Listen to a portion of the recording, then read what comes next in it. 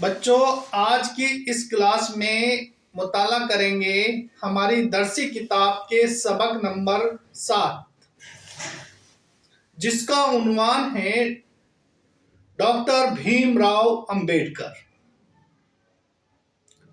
बच्चों, डॉक्टर भीमराव अंबेडकर हमारे मुल्क की वो अजीम हस्ती है जिन्होंने हमारे हिंदुस्तान के दस्तूर को तामीर किया है, हमारे आइन को शक्ल दी है और छूत-छात को देश के अंदर से खत्म करने की जिन्होंने कोशिश की है। छूत-छात खत्म करने की कोशिश की, जात के ऊपर जो तफरीक की जाती थी, जो फर्क किया जाता था, उस तफरीक को खत्म करने का काम भी डॉक्टर भीमराव अंबेडकर ने किया है और इसी में उन्होंने अपनी पूरी जिंदगी को सर्फ कर दिया है। आज हम इसी अजीम शख्सियत के हवाले से बात करेंगे, इनकी जिंदगानी के हवाले से बात करेंगे। इसके साथ साथ इन्होंने जो कारनामे अंजाम दिए हैं, उन कारनामे, उनके जरिए किए गए काम, अहम कामों के हवाले से मुख्तसर सी बात हम करेंगे। ठीक है, तो शुरू करते हैं हम सबक को। इस सबक को हमने 2 हिस्सों में तकसीम किया है। पहले हिस्से के अंदर हम डॉक्टर भीमराव अंबेडकर के जिंदगानी के हवाले से बात करेंगे और दूसरे हिस्से में हम इनके सवालों और जवाबों पर मुनहसिर होगा। दूसरा जो हिस्सा है, हम दूसरे हिस्से में सवाल और जवाबों को तहरीर हल करने की कोशिश करेंगे, तहरीर करने की कोशिश करेंगे। तो शुरू करते हैं हम सबक का पहला हिस्सा, डॉक्टर भीमराव अंबेडकर। डॉक्टर भीमराव अंबेडकर का असल नाम भीमराव सकपाल था। क्या था? भीमराव सकपाल था। 14 अप्रैल 1891 को कस्बा महू, मध्य प्रदेश के अंदर डॉक्टर भीमराव अंबेडकर पैदा हुए। इनका जो खानदान था, महाराष्ट्र के महार खानदान से ताल्लुक रखता था। देखिए, भीमराव अंबेडकर की एक बार तस्वीर देखिए।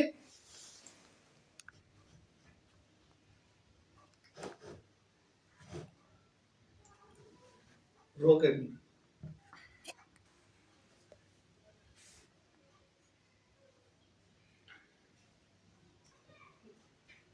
तो यह है डॉक्टर भीमराव अंबेडकर, यह अजीम हस्ती, यह हिंदुस्तान की खास और खास शख्सियत। देख लिया आपने डॉक्टर भीमराव अंबेडकर की ये तस्वीर देख ली। तो हम अब शुरू करते हैं सबक का पहला हिस्सा। तो शुरू करते हैं सबक का पहला हिस्सा। 14 अप्रैल 1891 को कस्बा महू, मध्य प्रदेश के अंदर ये पैदा हुए थे और अंबेडकर का जो खानदान था, ये खानदान महाराष्ट्र के महार खानदान से ताल्लुक रखता था। डॉक्टर भीमराव अंबेडकर का असल नाम भीमराव सकपाल था। जिस वक्त बाबा साहब डॉक्टर भीमराव अंबेडकर पैदा हुए, उस वक्त हिंदुस्तान में तफरीक बहुत की जाती थी। जात के ऊपर भी तफरीक की जाती थी, तबकों के आधार पर तफरीक की जाती थी।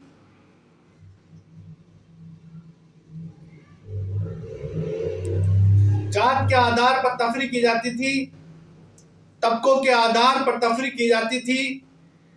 ऊंची जात के लोग नीची जात के लोगों को के साथ में तफरीक करते थे, उनके साथ छूतछात करते थे, उनके साथ भेदभाव किया जाता था। यहाँ तक कि स्कूल और कॉलेजों में भी इनको एक साथ बैठने की इजाजत नहीं थी। इनके साथ में, नीची जात के लोगों के साथ में बड़ा ही बेरहमदिली के साथ में सलूक किया जाता था। ये लोग इनके जुल्म और सितम का शिकार थे, बड़े लोगों के जुल्म और सितम का शिकार थे।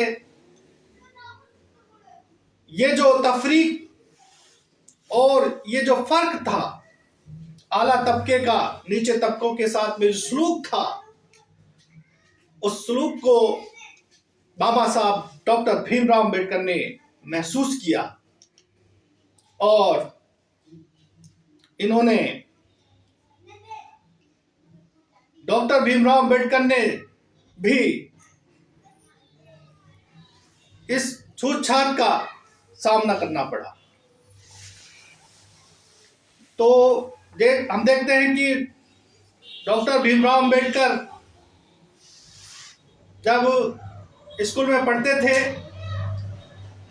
तो एक वक्त जब वो स्कूल जा रहे थे तो बारिश हो रही थी।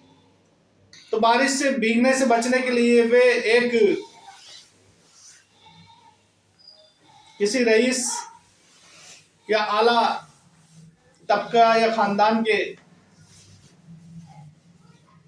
इंसान के जो मकान था उस मकान के नीचे वो खड़े हो जाते हैं और तभी वहां से उस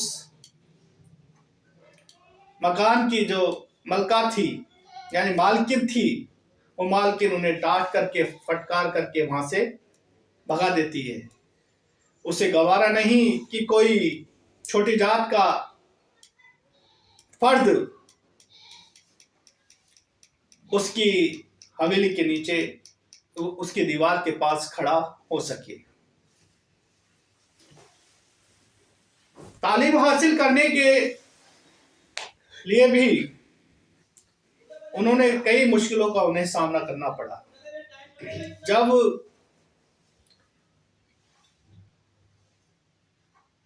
वह तालीम हासिल करते थे तो उन्होंने इस चीज को महसूस किया और सतारा के एक स्कूल में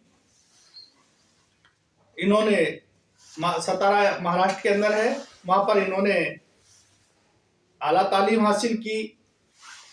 और जब वह स्कूल में तालीम हासिल कर रहे थे तो एक मास्टर थे कृष्णचंद आम्बेडकर। कृष्णचंद आम्बेडकर से वो बहुत ज्यादा मुतासिर होते हैं।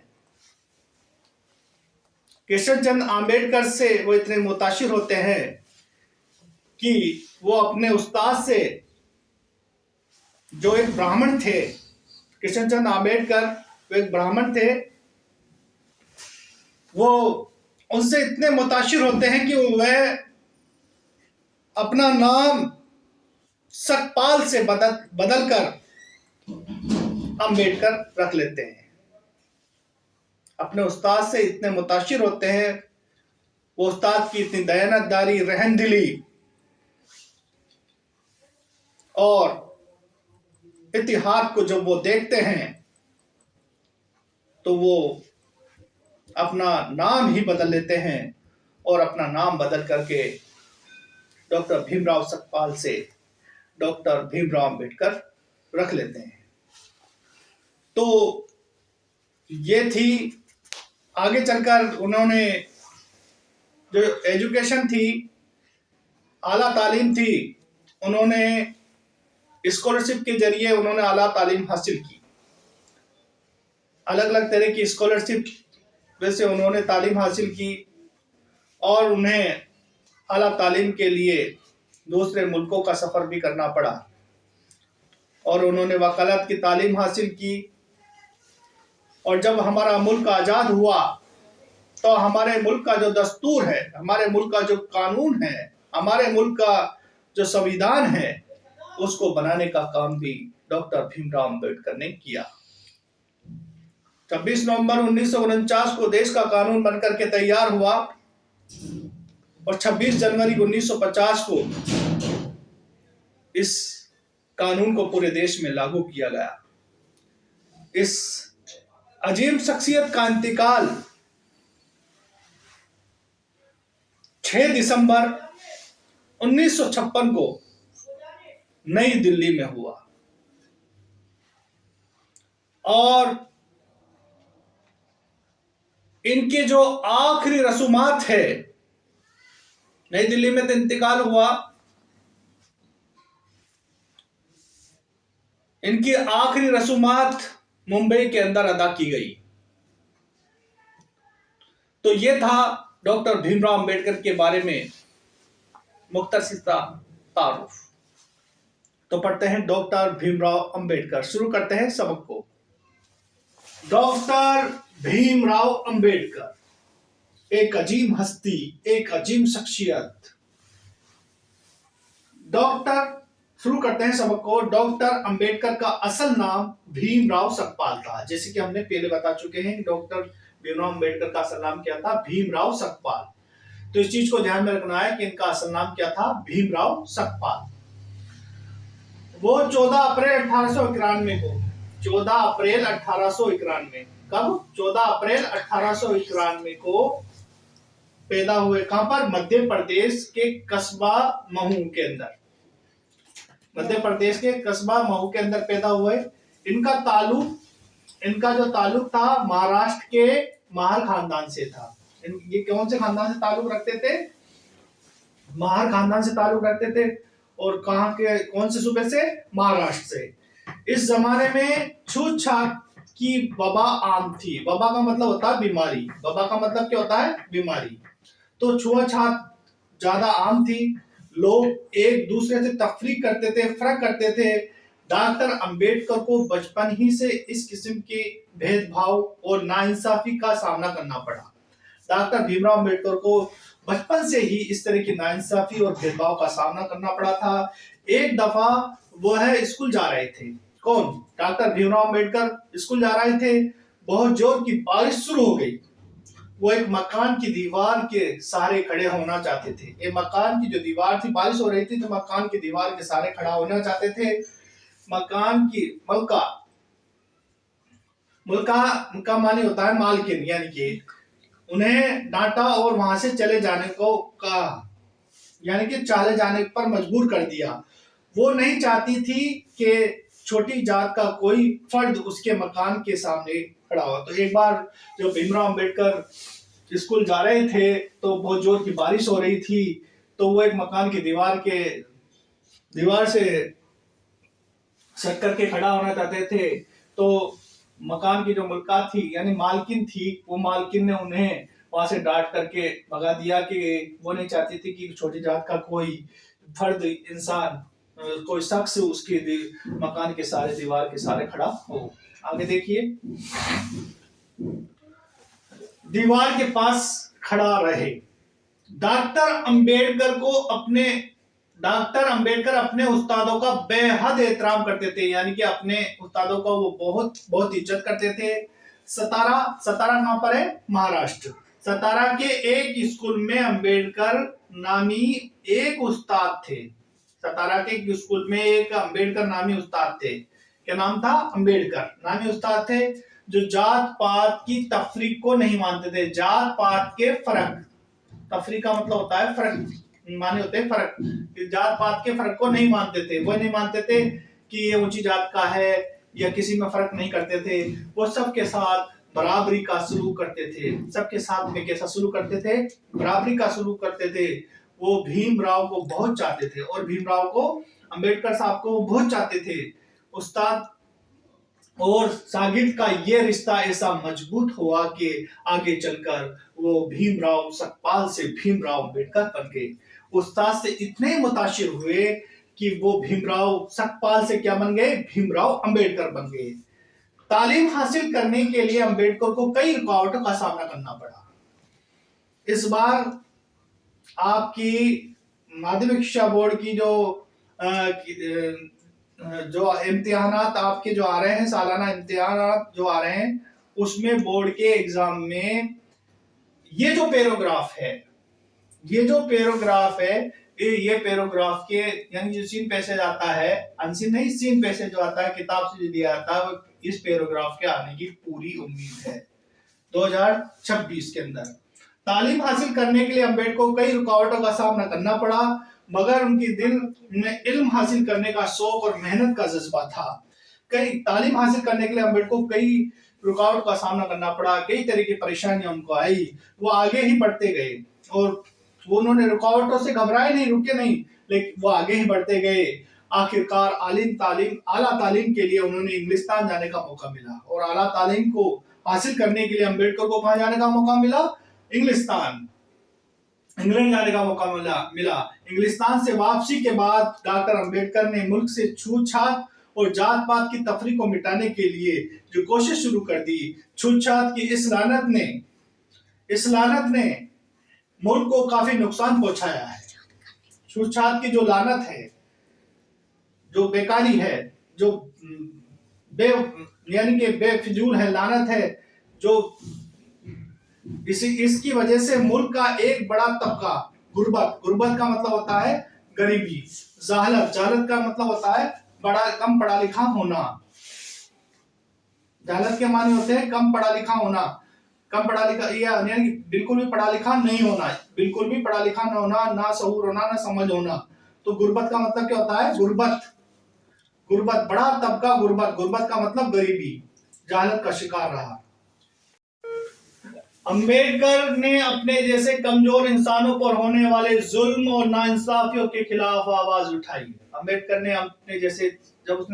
ने सोचा कि मेरे जैसा पढ़ा लिखा इंसान, उसके साथ में इसमें जुल्म होते, इतनी नाइंसाफियां होती है, तो बाकी लोगों के साथ में क्या होता होगा। तो ऐसे लोगों के साथ मिलकर के उन्होंने नाइंसाफियों के खिलाफ, बड़े लोगों के खिलाफ क्या उठाई? आवाज उठाई। गांव और शहर जाकर के लोगों को बेदार किया। बेदार के मानी होते हैं जगाना।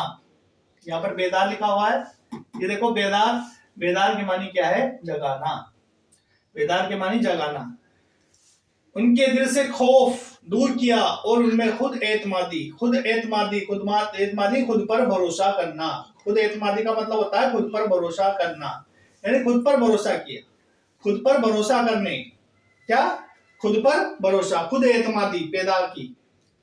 डॉक्टर अंबेडकर का ख्याल था कि समाज में बाइज्जत जिंदगी गुजारने के लिए तालीम बेहद जरूरी है। माध्यमिक शिक्षा बोर्ड राजस्थान अजमेर के सालाना इम्तिहान 2026 के अंदर इस पैराग्राफ के आने की पूरी उम्मीद है। तो आप ध्यान रखना, डॉक्टर अंबेडकर का ख्याल था कि समाज में बाइज्जत जिंदगी गुजारने के लिए तालीम बेहद जरूरी है। यदि समाज में अगर इज्जत के साथ जिंदगी गुजारना चाहते हैं तो उसके लिए क्या जरूरी है? तालीम जरूरी है। दौलत और शोहरत, यानी कि आप चमकदार दमकदार कपड़े पहन लेते हो, जर्क बर्क वाले कपड़े पहन लेते हो और कीमती लिबास अगर आप पहन लेते हो और आप में शऊर नहीं है, तो वो किसी मतलब का नहीं है। अगर आप तालीम याफ्ता हो, गरीब हो और फटे टूटे कपड़ों में भी हो, तो वहां पर आप गौहरे नायाब हो। तालीम बहुत सी बुराइयों को खत्म कर देती है। तालीम क्या? बहुत सी बुराइयों को खत्म कर देती है। उन्होंने कमजोर तबकों की तालीम के लिए इदारे कायम किए। कई जो कमजोर तबके थे उनके लिए कई स्कूल और कॉलेज और मदरसे उन्होंने कायम किए। स्कूल और कॉलेज खोले। मर्दों के साथ साथ औरतों की तरक्की पर भी उन्होंने तवज्जो दी। मर्दों के साथ साथ, मर्दों तो तालीम हासिल करेंगे, लेकिन मर्दों के साथ साथ औरतें भी तालीम हासिल करें, वो भी तरक्की करें, तो उसके लिए भी उन्होंने कई काम किए। उनके लिए समाज में बराबरी के हुकूक की वकालत की। हक की जमा है हुकूक। ये जो हुकूक लिखा हुआ है, ये किसकी जमा है? हक की जमा है। डॉक्टर अंबेडकर ने हमेशा कौमी इत्तेहाद, यगानत पर जोर दिया। किस पर जोर दिया? कौमी इत्तेहाद और यगानत पर जोर दिया। किन्होंने? डॉक्टर अंबेडकर ने। यगानत का मतलब होता है एकता, यगानत का मतलब एकता और इत्तेहाद का मतलब होता है भाईचारा। इत्तेहाद लिखा हुआ है ना, इत्तेहाद के मानी होते भाईचारा। कौमी इत्तेहाद यानी कौमी भाईचारे और यगानत का मतलब एकता पर जोर दिया। इनका अहम कारनामा हमारे मुल्क का दस्तूर है। हमारे मुल्क का जो संविधान है, हमारे मुल्क का जो कानून है, वो दस्तूर किन्होंने बनाया? डॉक्टर भीमराव अंबेडकर ने। जब हमारे मुल्क का आजाद हुआ, हमारा मुल्क आजाद हुआ 15 अगस्त 1947 को हमारा मुल्क आजाद हुआ था। उसका दस्तूर बनाने की जिम्मेदारी डॉक्टर अंबेडकर को सौंपी गई। मुल्क का दस्तूर बनाने की जिम्मेदारी किसको सौंपी गई थी? डॉक्टर भीमराव अंबेडकर को सौंपी गई थी। इसलिए उन्होंने भारत के दस्तूर का मामार कहा जाता है। उन्हें भारत के दस्तूर का क्या कहा जाता है? मार कहा जाता है, यानी तामीर करने वाला कहा जाता है। इन्होंने हमारे देश का कानून बनाया, देश का संविधान तैयार किया। भारत का ये अजीम रहनुमा 6 दिसंबर 1954 को इस दुनिया से चल बसा, यानी दुनिया से खैराबाद किया गया। इस अजीम हस्ती का इंतकाल 6 दिसंबर 1954 जो लिखा हुआ है वो पूरी तरह से गलत है। इसको 6 दिसंबर 1956 करो। आप कितने करो? यहाँ पर 56 की जगह क्या करो? 56। कितने करो? 56। इसको 54 की जगह क्या कर लेना? 56 कर लेना। 6 दिसंबर 1956 को कहां पर? नई दिल्ली में। कहां पर हुआ इंतकाल? नई दिल्ली। कहां पर? नई दिल्ली में। और इनकी आखिरी जो रसूमात है, आखिरी रसूमात चेरम भूमि मुंबई में अदा किए गए। कहां पर? चेरम भूमि मुंबई में अदा किए गए। ठीक है, ये थे तो हमने आज इस पार्ट के अंदर, सबक के पहले पार्ट के अंदर हमने इस अजीम हस्ती डॉक्टर भीमराव अंबेडकर के बारे में हमने जाना कि किस तरह से इन्होंने हमारे देश का कानून बनाया और किस तरह से इन्होंने हमारे देश के अंदर फिरका परस्ती और जो तफरीक थी उसको मिटाया और छुआछूत को खत्म करने के लिए उन्होंने क्या क्या खिदमत अंजाम दी है। तो यही थे हमारे देश के कानून बनाने वाले महावीर डॉक्टर भीमराव अंबेडकर।